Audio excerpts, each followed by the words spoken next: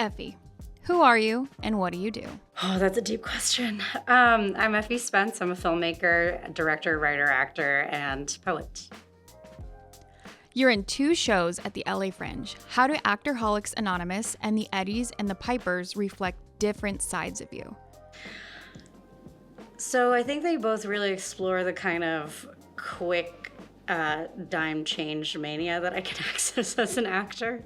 So in Actorholics Anonymous, the agonies and artistry of an aging ingenue, I play this character Emerald, who is very much the every actor, where she falls apart and picks herself back up at the ding of an audition and just constantly does this pivoting. And in Eddies and the Pipers, I actually get to play 4 different characters, which is really cool. In Actorholics Anonymous, you explore the emotional toll of being a performer. Was it healing, or did it leave you more raw? I think it's definitely been healing. I am one of those performers that definitely has like the critic on my shoulder. Like, you know how you can have the angel and the devil? For me, it's this critic, and I think that with Actorholics Anonymous and the pattern that I've been as directing myself, I've actually become a lot more objective about myself as a performer because I'm in the director's seat. I'm thinking not about how did I do from this like deep yearning need for the validation as an actor. I'm asking how did I do from the objective of like, did we get the cut? Did we get the take? You know, so Actorholics Anonymous has been really healing as a form of like making fun of myself too. Your docuseries, Motherlands, dives into family and identity. What was the most surprising truth you uncovered while making it? What was the most surprising truth about Motherlands? This is gonna make the Greeks feel bad, but this is unfiltered. Ironically, how little support I got from the Greek film community when wanting to do this thing. It's a documentary to preserve our culture, and I was really shocked by kind of the people who were in my corner and weren't. And it was disappointing, honestly. Some say your book, A Bloody Mess, feels like a scream and a prayer in one. How did poetry become a space for vulnerability that maybe film or theater couldn't contain? So for my practice as a poet, it began very personally. It was never meant for public consumption. I would always just kind of write, especially when I was on my cycle. I would just be like, okay, things are moving through my body. How do I feel? What am I needing to purge in a psychological way? And so poetry and that practice became deeply personal. But then the more I kind of thought about like how women in general are treated in society and how we are expected to do everything now. Like I am a feminist, hardcore, but it's also really difficult to be told that you can do everything, but then feel like you can't ask for help or you can't process because then that makes you look weak now. So poetry became this like really beautiful place for me to kind of pour all of my guts into it and to kind of showcase to other people and femme identifying people that it's okay to be imperfect as well. And I think that differs from film and from writing, and that my poetry especially, is very me. There's no filter of like I get to hide through a character or through an accent or through a dance piece or anything like that. It's just me. How did dreams, intuition, and nonlinear storytelling guide your creative decisions? They, more than guide, they are my storytelling decisions. So most of the short films that I've developed so far have come from some wackadoodle dream that I've had that I've like rolled over with, because I have a journal by my bed. And I've started writing it down, and one of the first ones that I came up with, and this again just kind of came from like a personal practice of fun that I'm like, no, this is actually really fascinating for me, and hopefully for everybody else, where I had a dream that I was in a bathtub with the director Miranda July while I was doing my first documentary with my grandfather in Greece. And it was about kind of the perfectionist and the inner critic again, where in my dream I'm in a bathtub with this director and we're hashing out an ancient Greek play together in vintage swimsuits. So that was the first time that I was like, that is way more detailed than anything that my conscious mind could come up with. So for me, dream work is also like, that's where I'm really facing my angels and demons and can get it into this oftentimes Mel Brooks-esque Yorgos Lanthimos looking film instead of keeping it in there, you know. You've cited Yorgos Lanthimos and Maya Deren as inspirations. What do you take from them, and where do you intentionally diverge? Everything. I take everything I can from them. No. I think that all great art begins with imitation, and I think that a lot of what Yorgos Lanthimos is doing with the Greek weird wave and kind of like points to my culture specifically, and especially with Dogtooth at first, it really hit home of how like family can treat each other in our culture. But his work expands into the global because he just keeps diving into the topic of like what interests him and is very true to form to his artistry. Like it becomes global and reachable to all of us because it's so specific to him. And then with Maya Deren, I first heard about her when I was in film school, and she wraps in mysticism and a lot of the dream work that I like incorporating as well as dance, because I'm a trained dancer. And how can finding story, not by leaving the cave, meeting the enemies and having the climax and then the resolution, like I love that, and the hero's journey has been something that's been so useful to us as human beings, but it really doesn't offer the multiplicity of like what it actually is to be a human being, which is cyclical, and we go through the same lessons over and over again, and it's hard to break out of cycles and patterns. So my work, I think, is deeply inspired by them in that they're taking story and kind of kaleidoscoping it. If Pixie Logic were a person, how would you describe her? She looks a lot like me. Actually, even the logo is me. My friend Julia Dent did the artistry for it, and Pixie Logic is me with a bit more, even more mania than I already have. So, and wings. If I had wings, it would just be me. But Pixie Logic is very much a company ethos founded on non-hierarchical standpoint. So, like, I'll do a Pixie Logic production where I'm just the AD and producer, and then I'm the director, and my friend that directed the last thing is now doing my thing, and it's us without the ego kind of thing. So it's called Pixie Logic because I read a sign wrong, and I thought that sounds cool, I'll take that, and then I ended up finding out that it said Pixel Logistics. But anyway, Pixie Logic as a person would just be like someone who really doesn't give a flying fuck because she's already flying on to the next thing. How do your Grecian roots show up in your work, consciously or subconsciously? My Grecian roots show up pretty consciously, I think. It's a really large part of my identity, and also being like first generation Greek specifically as well. Like I have this sort of mantra from my dad because he passed when I was 20, and he told me that just because he worked hard doesn't mean that I can't work to be happy.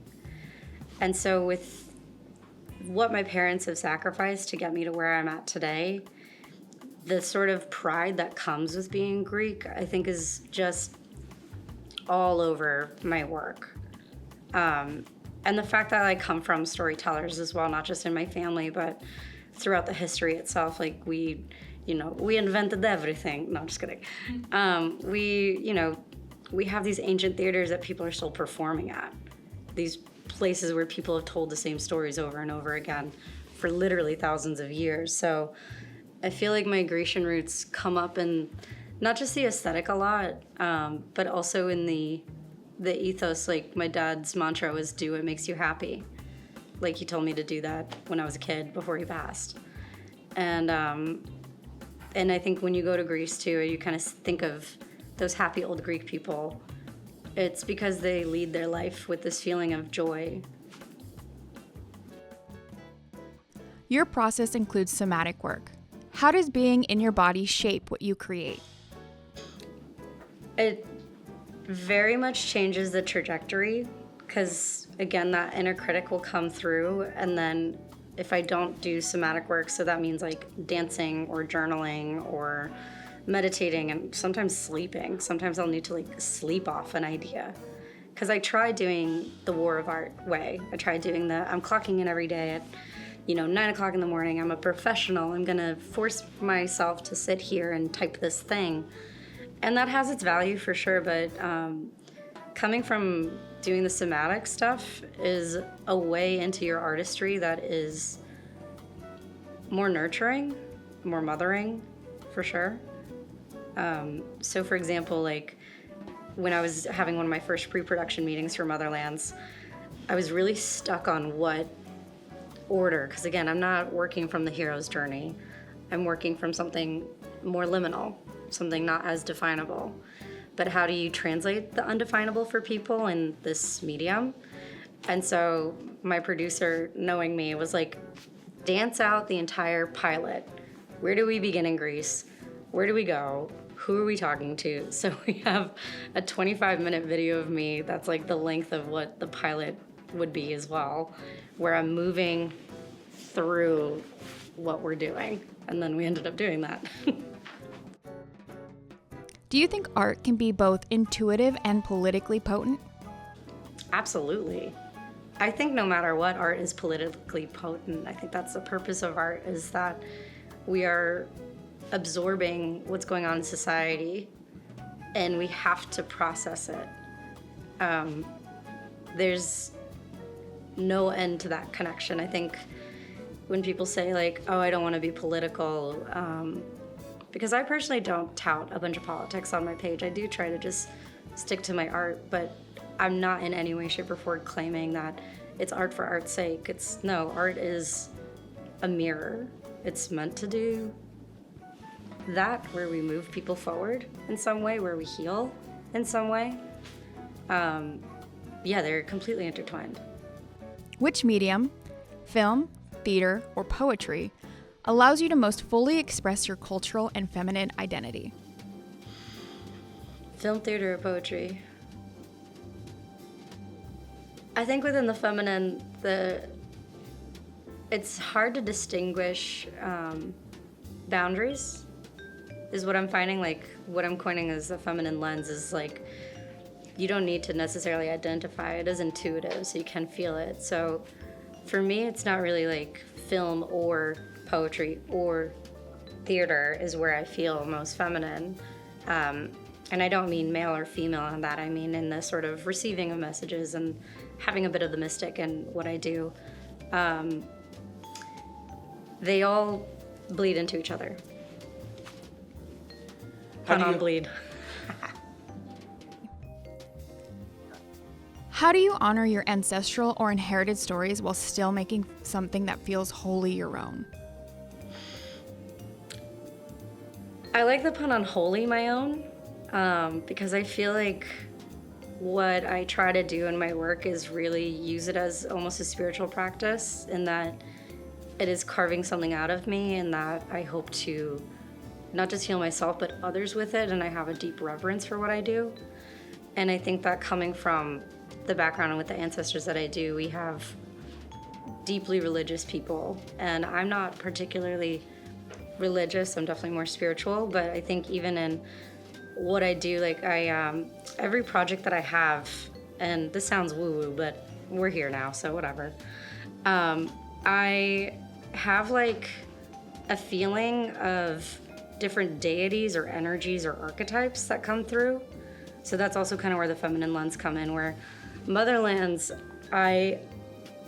even today, I was 33 minutes away from here, constantly saw the number 33, which is attached and associated with Mother Mary. And that is a figure within my family specifically that's really deeply entrenched. And Aphrodite was in Bubble and Squeak, that's also my mom's name, and kind of honoring different elements. So I'll have like little homages to whatever sort of energy is coming through. So I had a statue of Aphrodite in Bubble and Squeak. In Motherlands, we cut to the Virgin Mary a lot because she speaks on kind of what Motherlands is talking about.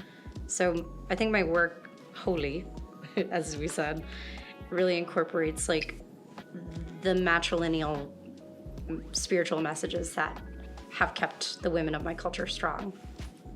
Is there ever a tension between making something beautiful and making something honest? I love that question. Beautiful versus honest. This came up during the documentary, actually. A lot of the women that I wanted to speak to at Greece were very shy at first to talk to us, because in Greek it translates to ugly, where they're like, please don't, and it's more than just embarrassed, it's like, please don't make us ugly, because it was honest interviews.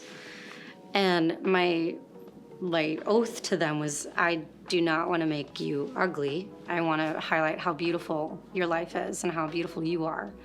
So it's kind of similar to like the art and politicking for me, because I think that my mission and kind of where I differ from maybe Yorgos Lanthimos, like we were talking about, because he works a lot in the kind of grotesque and kind of showing the underbelly of humanity in this funny, you know, sumptuous and satirical way, is like, I think I'm really positive, and I want people to know that you can be safe in being as beautiful and honest as you want to be, that there's like truer, deeper beauty to actually being honest. Do your dreams ever scare you, or do they guide you? They definitely scare me. Yeah, no, there's a reason why I don't do drugs, folks. I know it sounds like I do, but my dreams are really, really clear. I've had so many nightmares, and even as far as just like the more colloquial version of dream, I am very much afraid of how big my dreams are and whether I can live up to those dreams. But it's the joy in the process of what's underneath this. If someone only had time to see one piece of your work, which one would you choose and why?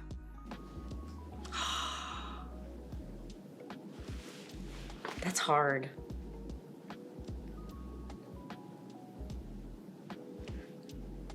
I feel like Motherlands, and not just because it's like the newest thing, but it's at my peak right now. And it's also, I mean, talking about like big dreams, it is something that has so much longer legs than I have.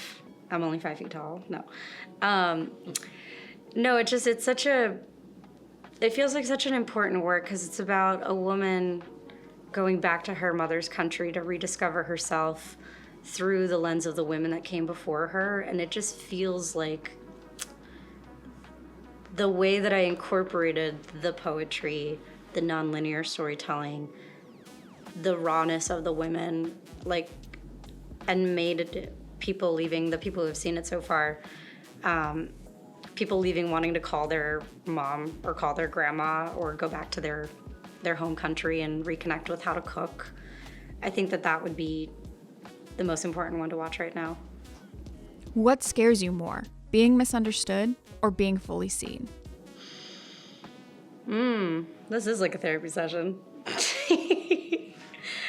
Being misunderstood or being fully seen. I'm getting used to the being fully seen. And I think I'm starting to finally heal past the being misunderstood. I think that people are gonna think what they're gonna think. And to quote my wonderful father again, in his accent,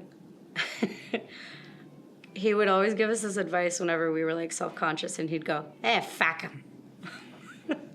And who gives a shit? So he also said that people's opinions of you are not your business. So I want to honor that. On your Instagram, you call yourself a witch. When did you first realize you were one, and what does that mean to you? I was very little. I know exactly. I'm very woo-woo. I grew up with women in Greece who would always bless us with salt and tell us to, spin around 3 times and clap so the evil. No, I'm just kidding. We never did that.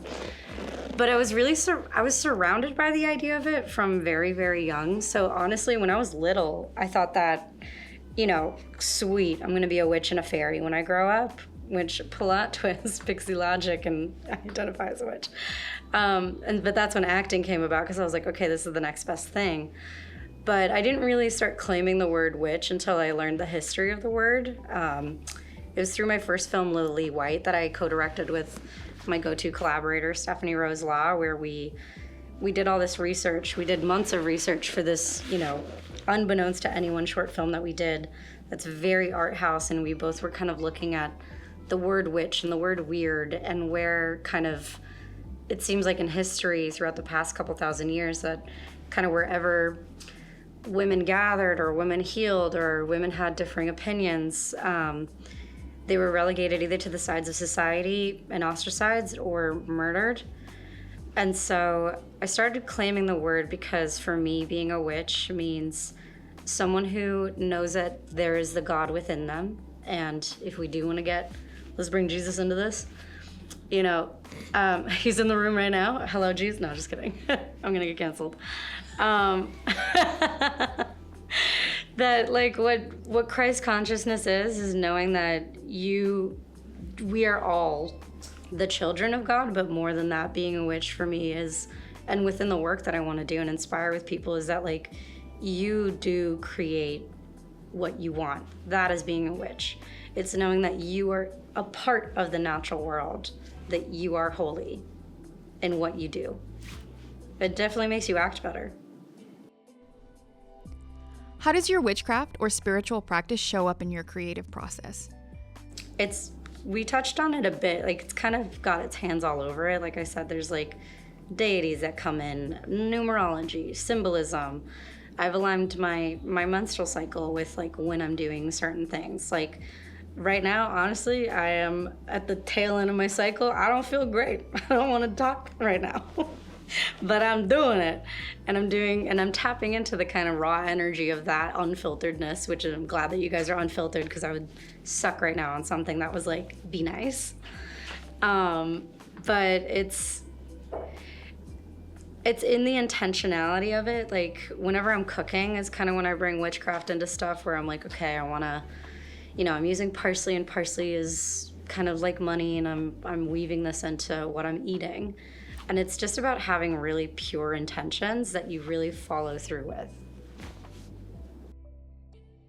How do dreams function in both your witchcraft and your art?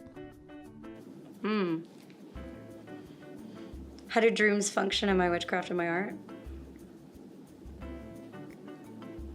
I think it's going back into the intention again. Like, it's having that sort of arrow of like, I'm having the dream or the idea, and then the witchcraft or the kind of like manifesting of it then takes the kind of nebulous idea. It's so kind of very similar to being pregnant, actually, where you have the zygote and then you start eating, hopefully you are starting to eat right before you get pregnant.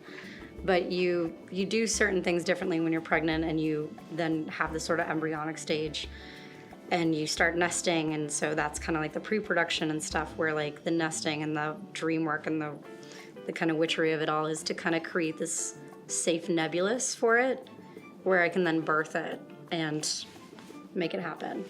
Is there a ritual you do before writing, performing, or directing? Not specifically, like I don't, eat the salt or whatever, like my grandma would do. But each one is very different. Like, something I think consistently that I do, though, is a grounding exercise before I do anything, where I just kind of have both bare feet on the ground, and I tap into the grid of the earth. And I think that's why I'm really good at accessing emotions, too, as an actor, is like, everything is literally right here for us. So any emotion, any feeling, any thought, like I just very calmly put both feet on the ground, close my eyes, and I just feel the world. Do you see your films or poems as spells? And if so, what are they casting out into the world? The world.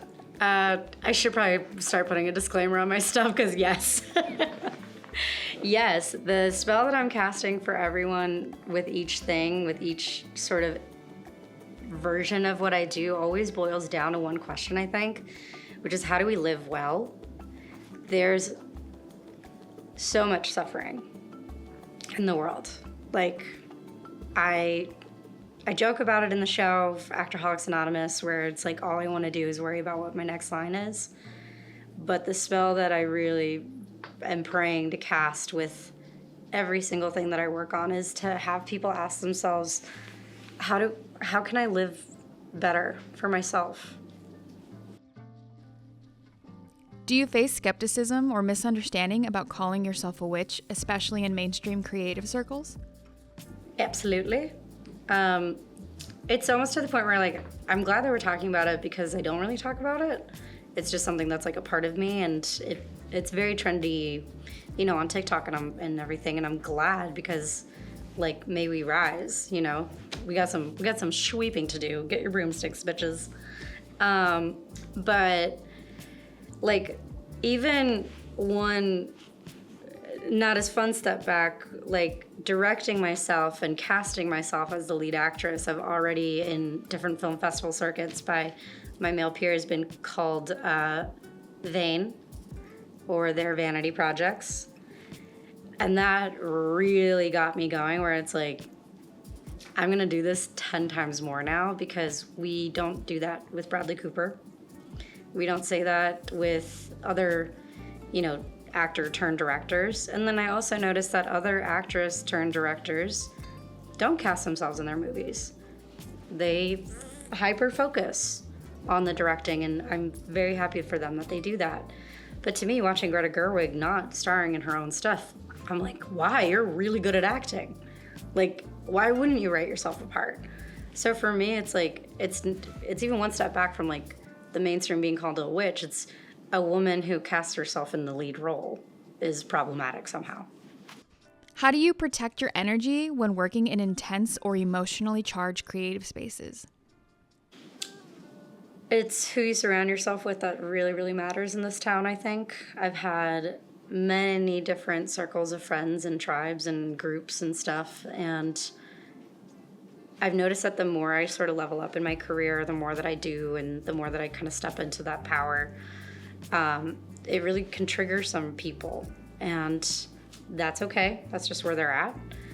But it's also in the sort of bravery of like finding the people. Like I said, the thing that surprised me about, you know, Motherlands was finding out who was in my corner and who wasn't. So the somatic stuff is one way to keep grounded and sane in all this work, and dance classes and having a good cry on the PCH. 10 out of 10 experience, recommend. And then having really good people. If you could pass down one magical teaching or creative spell to the next generation of artists, what would it be? It's gonna make me emotional. Do what makes you happy. Switching gears and going back to your Greek roots for a bonus question. What's your feelings on Windex? I thought it was completely made up when I first watched it, because I was like, this movie's a documentary. And I thought they were replacing Windex with like holy oil, because every grandma is like, you have a wound, here's some holy oil. But then I found out that my mom's brother, like not like some niche uncle or whatever, used 411 on everything. So I was like, are you fucking for real? So I've never personally had that practice of witchcraft. I definitely have done the oil stuff. I put oil in my hair, face, everywhere. But yeah, no, I had no idea how like close to home that was. What's your rating of The Sit? My rating of The Sit is 10 out of 10. I am also like terrified, but in a good way. Like this, you very much do hold, and I'm even like holding my my spirit in with my hands on my head. I do feel like it is very raw and authentic and unfiltered, and that's hard to do. I'm usually on the other side as a documentarian trying to get this. And yeah, I feel good and nervous, but very grateful. Thank you.